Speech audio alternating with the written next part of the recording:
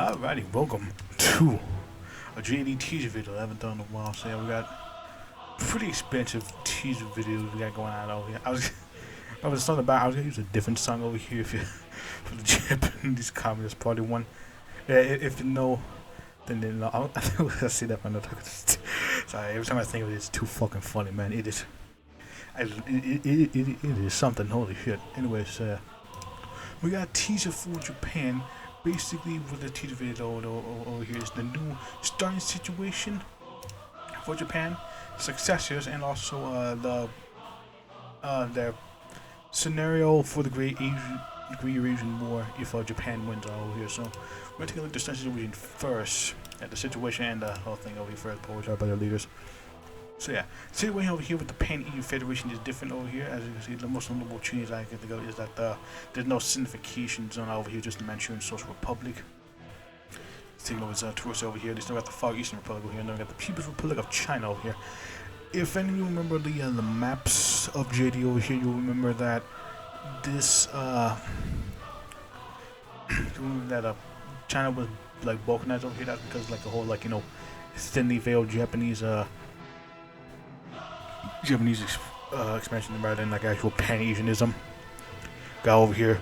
But now we actually have a proper we're actually living up to the rhetoric over here because we have a different guy over here, different leader, that being Shin Fukumoto over here. Yeah, well, I'm joining with our police over here, so there's actually a true Pan-Asian Socialist Federation over here, and we get that good shit going on over here for the people over here. So yeah.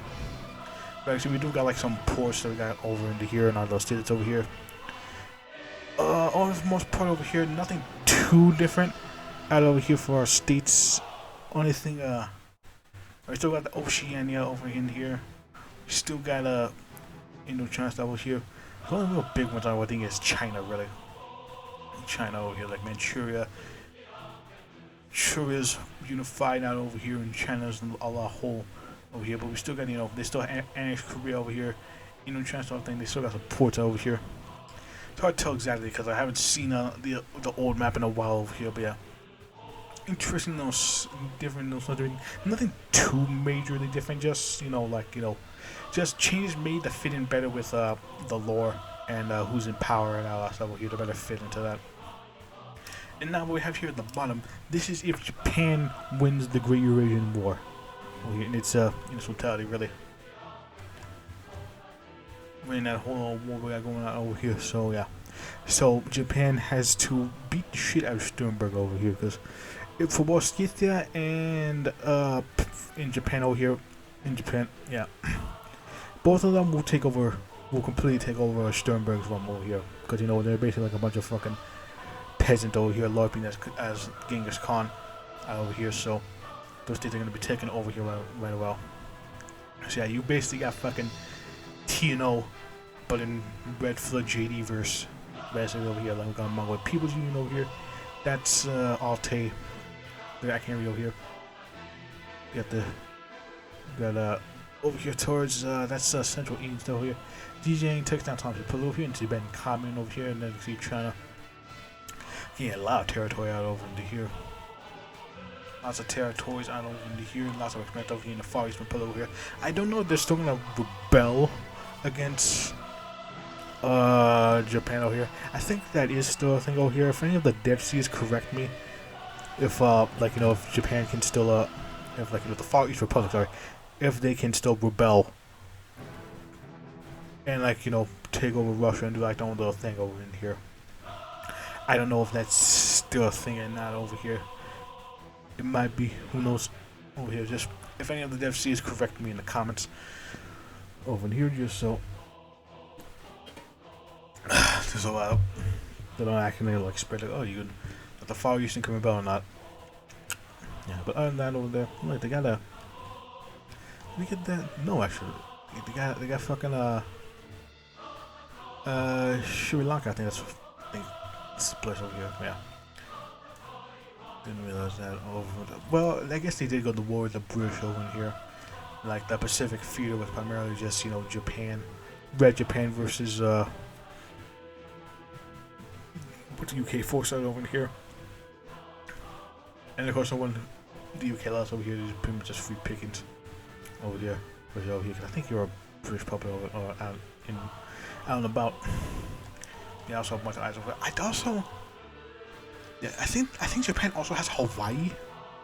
I think they also took over Hawaii. I'm trying to remember if that was or not, because I think Hawaii, when America collapses and left over here, it's independent. I don't think Japan is over here. But I'm assuming like in the Pacific War in this timeline over here, like Japan took us, like this was a naval presence all the way out over here. Actually, that would make sense over here, because Japan has there's a pro-French dude in California over here. So yeah, it definitely is something that they did over here. Although that definitely be like, you know, in this town over here. Maybe like somewhat lower docks or some shit over here, so we do like some comprehensive reading at some point. But yeah, that's the science situation. And the Great Eurasian War. I keep saying the Great East Asian War. Well, technically it's the East Asian War, but it's the Great Eurasian War here. Because you got, you know, Scythia, Sternberg's realm, all about over into here. And then you got Japan over here, like a whole big old couple. This signified land war in Asia. Well, clearly, but they don't know bounds, so yeah. In terms of successors, these vary depending on certain outcomes for Japan over here. Like, depending on if they win, if they lose, or if things like, you know, stagnant over here. Because I don't know the specifics out over here. It doesn't really go into too specifics. Oh, he will basically be like, depending on how well Japan does in the Great Eurasian War, either Fukumoto will not be deposed, but instead will have successors, so you can choose a successor, get couped, or get deposed by the emperor, and from like the People's Empire, as you can see right over here. So yeah. Also got a bunch of kanji over here. I cannot read that shit over here, so I do apologize over here. Yeah. Up here with the portrayed victory in the east for when they win. Victory for the Great Revolution after seemingly endless ruthless fighting on the frontiers of Eurasia. Our forces come out the absolute victor. The foolish reactionaries attempt to prevent the flow of socialism in Asia, but our brave militaries take the pigs out of all the Orleans. Even though we lost great men in the war, the sacrifice will not be vain. So now socialism can flow into Asia free without any opposition. Though a little bit been routed out of China by our forces, there is no fighting, many cuts by Buddhist soldiers who fall behind the retreat for a matter of time before they get back crushed. But we get crushed completely. As for Indian forces, our forces were able to hold the Arianic barbarians back. I could know the whole Aryan thing over here, the fucking weird shit. Anyways, with also pure technology tactic, we managed to push into eastern Siberia, kicking the city barbarians out entirely of the east. The glory level we spread farther with each war our great nation wins, but for now, we must hear the lands that we control with these tyrants and lead them to the peace and glory of socialism. First Asia, next world over here. And I'm assuming that whenever these get content over here, because I think Japan's, like I know France, Scythia, and Italy are getting content over here, the first ones over here, and I think Japan gets some too over here. I don't know if it's gonna come by. I'm assuming like their foreign policy tree is gonna be dictated by, for the Scythia, Sternberg, and Japan over here. It will be dictated by if they win or lose the Eurasian War over in here, where they, like, you know, ride off high on the victories that they achieved or solidify the holies on what they have left out over here. Anyways, cheering Fukumoto and his successors, Kenji Miyamoto, Leninist, Ryukichi Minobe, state suckist, Sabu Ida, Neo-Spartacism, and Jutaro Kawakami, Democratic Social War. So these are like, you know, different between, like, you know, what do you want to go a little more hardline stance or liberalize the Federation a bit more over here. I'm wondering how different their paths would be depending on something of it. Like, I'm assuming that they're more like internationalist, more like, you know, socialism country sort of things over here, and more like so liberal and democratic in the aligned stuff over here. But the Pan Restoration Association over here, these guys can coup. I think you have to lose the war, if I'm not correctly. Yeah. Oh, Japan, failures ends the rebellion over here. And I think some memories if I read this or not. Anyways. All Japan fell into a dead silence today. During the emergency government meeting near Chairman Fukumoto, no administration of the war, and still conflicts with the new reality that the war was brought to defeat. Hundreds of thousands of nation's finest sons, including both ordinary soldiers, officers, and even generals, fell dead. forever, staying to rot in the lands of China and Siberia. With the heart of the last soldier refusing to accept the ignominious capitulation of his government, stopped being, the Red Front finally died. But the silence was brief as the government remained stiff with shock. Enraged citizens began to voice their opinion, with each passing hour their voices grew louder. People refused to accept their fathers, sons, and brothers torn up by barbarians and sent to meet grand of war, defending the interests of those who now sat in high office in Tokyo, unwilling to acknowledge the responsibility for the sacrifice of people that someone duty to protect. The undermined authority in the government created a void in the hearts of millions of Japan, which had been immediately seized upon by sweet orators from the anti-communist underground. It's clear that everyone a counter-revolution is inevitable, and beginning in a matter of time. The wider Pacific Ocean Japan descended to a storm, but once a society will see the rise of a new sun, and let the whole world burn its rage, and so the red sun set over here. So before I get into this, Japan will not go into another civil war over here. Because in Red Flood over here, the whole Japanese Civil War occurs after the fucking failure of the campaign, which is basically just a can event at this point.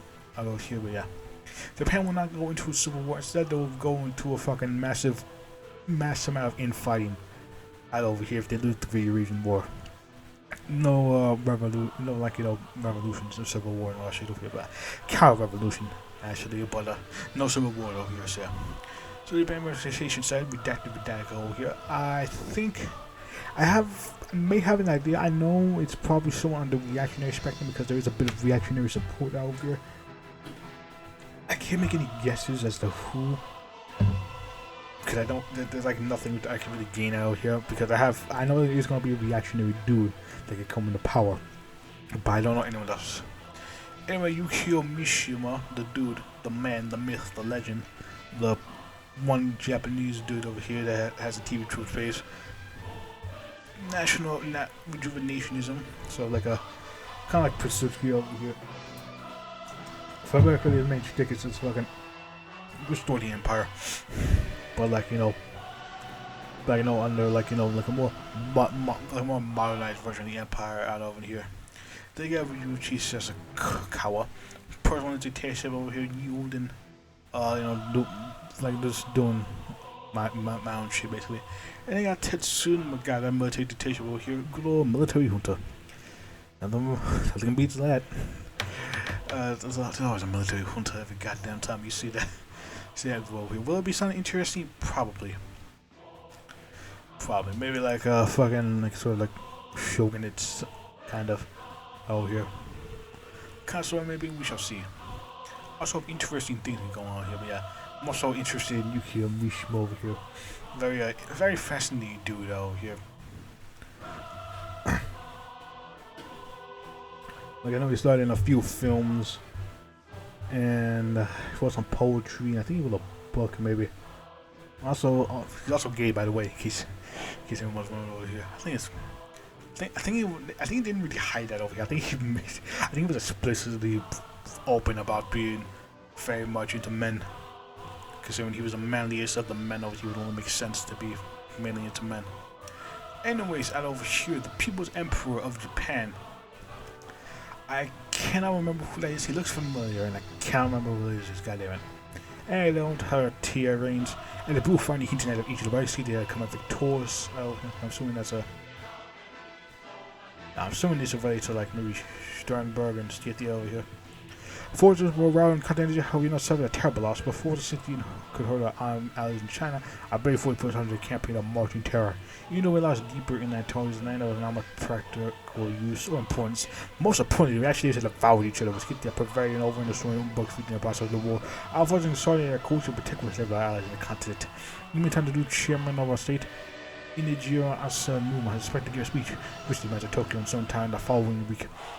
Which also includes a tell what to do with his incompetent predecessor Kazuo Fukumoto and his clique who are responsible for his loss and returning the reactionary influences in our homelands. Retreat for now, this is only a matter of setback for our noble cause and belonging to the Socialist Revolution. We'll be back in time over here, so yeah. Let's get the, like you lose a lot more with fucking Sternberg than you do with Scythia. Japan over here.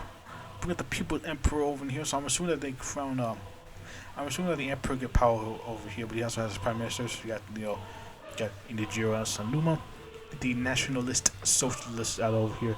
I think he and someone else, if I remember, from what I've For saw when someone about this was I think it was taught by Cynicalist dude over here, and that carried over. Then they got I called national collectivism out over here, because none of these guys are like a national collectivist out over here. So yeah, very interesting going here. Cause I know I think he's some form of national collectivism. Well, like, you know, social republicanism. I can't remember exactly his ideology. Or specific ideology. I know he's on the red spectrum. But, anyways, we got some social patriotism over here, which is interesting over here. We got an interesting cast of dudes over here. All sorts of people we got going out here that can have, like, their own little potential things we got going over here, like, you know, winning, losing a lot, and losing a little. Over here with all sorts of interesting paths over here. Who that does mean that we do get the foot. You have to, if you want to go down a certain path over here, you may have to deliberately lose over here, which is fine by me. Yeah. I don't mind deliberately losing over here. It is a bit annoying, but I have to, you know, be able to, like, you know, just play through a path over here. But I guess we need to be able to do something here. I know that in Burning Memories, the whole Invisible Committee can do a coup if the war takes too long over here, and if you fail to put a stop to them in time, the coup over here. And I think, fun fact about it, I'm pretty sure it said that was like a player exclusive mechanic over here. I don't think the EI can have that happen to them. But interesting little stuff on that. So yeah, interesting little tease for us over here to start wishing in all the possibilities with their paths up over here. Not everyone's been reviewed over here, but it is an interesting little thing we got going on over here. Very much looking forward to the full release over here. No release date yet, but I very much am looking forward to what's gonna come with JD and all that stuff. Because I'm very keen on what actually can appear with next stuff over here once the full release comes out over here. There's no official release date out over here. The devs said that they aren't gonna do that anymore because I kind of screwed them over here. But yeah, very much I'm looking forward to this out over here. Hopefully get that relatively soon over here. Let's see if Burning Memories come about. Let's see which update comes out first, Burning Memories or the full release of JD. Who knows? Very much looking forward to both in any case. So yeah, just see you guys next, whenever I do next really. And yeah, very interesting stuff. This guy, really looking forward to the play when Japan gets content over here. Still setting on my list over here, but see you guys into the next part over here. Very much looking forward to this. So then, see ya.